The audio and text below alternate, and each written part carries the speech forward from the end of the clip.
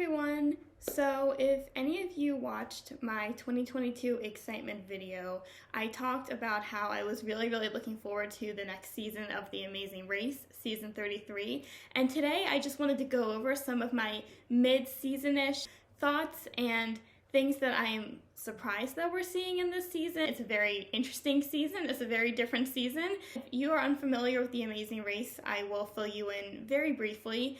Essentially, it's about 11 teams of 2 who race around the world for $1 million.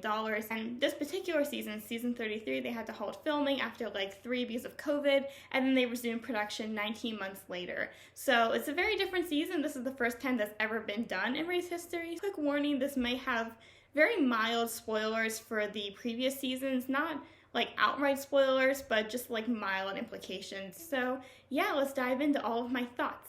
So really just to start off, I feel like this season has been much more normal than I thought it would. After the restart, I was expecting all of these legs to just feel very different. Not really much has changed. I will say I feel like they're a little bit more isolated in after the restart. Like they're doing a lot more obstacles like in the mountains and stuff, but it really does still feel like in The Amazing Race. Like they even have like the interactions with the locals at the pit stop still. Another thing that I've noticed is that even before COVID hit, the teams have been going to countries where they mostly speak English, and I feel like the language barrier in this season is not as present as it's been in the past. I always love it whenever those teams go to countries that like none of them know the language, because you know that just like makes it harder and stuff and more exciting to watch. I do wish that they were going to more countries that had more of a language barrier, but I also understand that it's difficult to do that, especially because they had to plot the route very carefully because of COVID. Another thing is that all of the teams just feel so tight-knit this time around. It's really so refreshing. Like, I feel like there's not really many alliances. If you remember season 32, the previous season, there was like this huge alliance. I think they were called like the Mine 5 or something. And I remember that whole time, it was just like really hard to watch it because like they would just dominate the entire season because they were like targeting everyone else.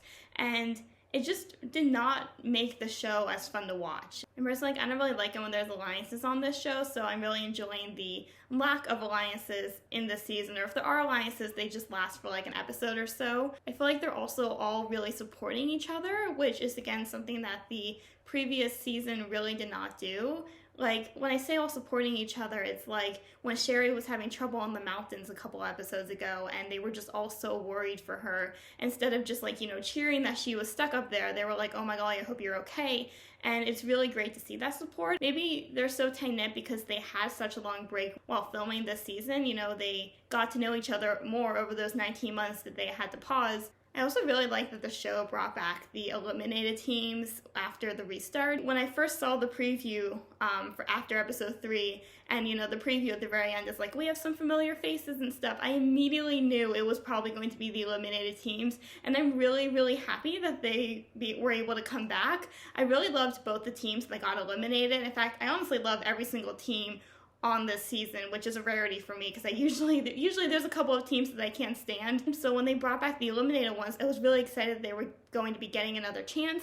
I wish that Michael and Mo did a little bit better on the restart, but I'm really happy that Arun and Natalia are still there and they're still racing because they're probably one of my favorite teams. I really like their dynamic. I also think it's interesting that this season, and specifically after the restart, they have like these set start times now that they're doing at the start of each leg. In the past, it's always been you depart for the next leg 12 hours after you check in. So that's why some teams start at like 3 a.m. because that's 12 hours after they arrived at the pit stop. But this time they just have like these set start times where they're like, okay, you have like a 15-minute head start if you come in first or second, and then the other teams are 15 minutes behind you. And then if you come in last in this non-elimination leg, at least this is what we saw a couple episodes ago, instead of getting a speed bump, you just start 15 minutes behind everyone else. So I wonder if this is like just a COVID thing that they're doing this, or if this is something that Amazing Race and CBS are actually trying to do for future seasons. And I don't really know how I feel about that. I like the start times for this season because this is kind of a weird season. But in the future, I really hope that they bring back speed bumps because I do really like the speed bumps. And then a final thing that I just want to mention so far for this season as a whole is that I just really want a U-turn soon. I feel like we haven't gotten a U-turn yet. I've been waiting for a U-turn to happen, but I feel like it'll be a little bit weird with this season because, again, like I've said earlier, all the teams are just so tight-knit that a U-turn I feel like will really like tear them apart a little bit. So now I'm just going to share my thoughts on the most recent episode that premiered as of filming this yesterday on February 2nd. It was episode 6. And this episode, they had to make cheese for the detour or guide a mule, and then they had to like go down this like rapid waterfall to get a clue, which was their roadblock. I feel like in this episode, we did see a couple of like 2-team alliances forming, but then these alliances kind of like dissolved by the time they got to the pit stop. So I don't think it's going to become like this really like big, massive alliance like, you know, we had in the last season. I also have noticed that a lot of the teams are starting to target Ryan and Dusty because, you know, they're just dominating. Like, they're doing really well, although they did make mistakes on this leg. So it just proves that, you know, even the really strong teams can still make mistakes. And personally, I think that if Ryan and Dusty has something that wasn't physical, like we kind of saw in this last leg, then they could mess up, and they could mess up kind of badly. They really did have such a great comeback. Like, they messed up so badly at the cheese detour, but then we're able to come back like so strong by the water rapids challenge. You got to trust that clue though, right? Their biggest mistake at the cheese challenge was not trusting that clue, was, you know, relying on their own skills of making cheese and like turning the temperature down. And that's why it wasn't curdling, because they kept turning the temperature down. And if they would have just kept it at 85 like all the other teams did and kept that steady, then it probably would have curdled and they probably would have finished the challenge like so much faster. I also feel like that it was about time that Akbar and Sherry got out. I really like them, and I really admire the work that they do. But it was about time that they got out. I personally thought they were going to get out in like the third leg. So the fact that they have made it this far is really impressive. I'm really rooting for Kim and Penn. So naturally, I was so happy when they got first in this leg. Again, this is their second time that they've gotten first. I feel like they're doing so well, and I feel like the other teams don't expect that they're doing so well. Then all of a sudden, it's just going to hit them like, wait, Kim and Penn are doing really well. So I kind of worry that they might be like targeted in the later episodes, because I feel like they're kind of like that team that no one really suspects but then ends up doing like really well. We've seen that before on this show.